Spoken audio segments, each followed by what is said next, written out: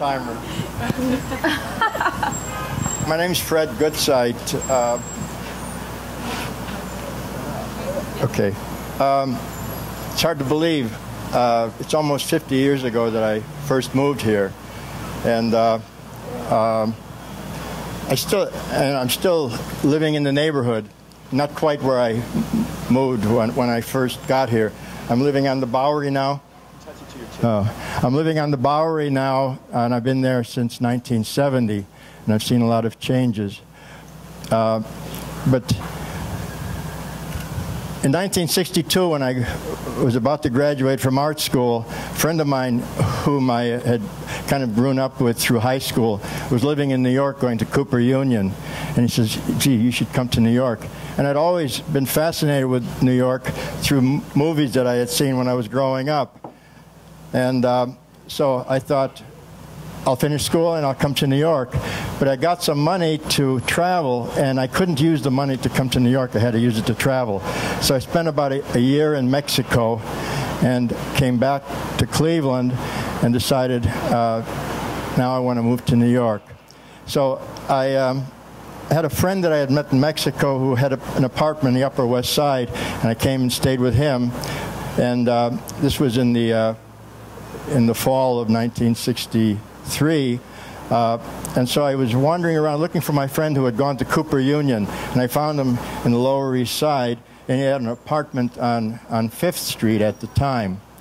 And when I was waiting for him, there were a lot of coffee shops in the neighborhood, and at the time, there were a lot of social workers living in the neighborhood, and it was interesting. It's interesting how it's changed through the years.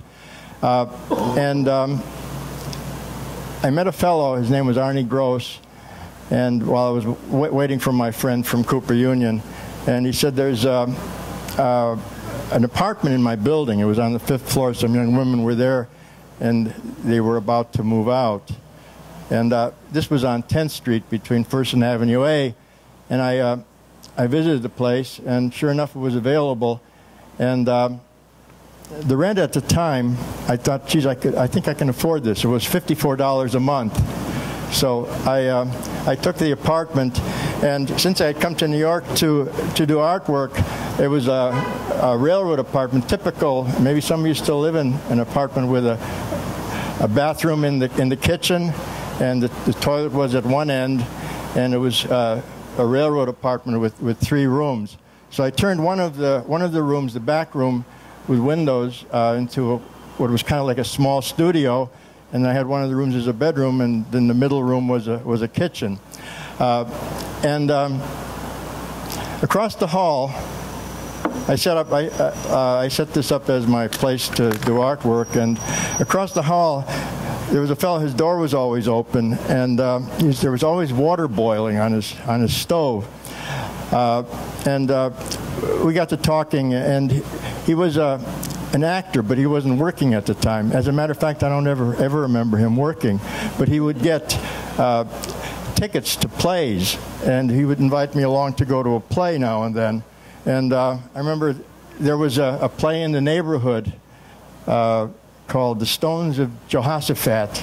It was a biblical musical comedy, and it was in it was a funny arrangement for the theater, because the theater, it was in one of the tenement buildings on the 1st floor, and it was, instead of going with the seats going to the back of the room, the seats were all along the wall, and there was someone playing a piano, and this was the whole setup for the musical.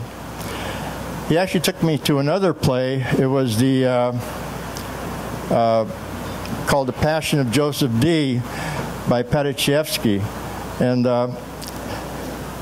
it was about the Russian Revolution, and I think the play lasted for 2 days, and then it closed. So it was very interesting living on in the building. I had an old Hungarian woman downstairs who would complain about me walking back and forth late at night because I had worked late at night. And but she would bring me up food. She'd bring up stuffed cabbage and sort of take care of me a little bit.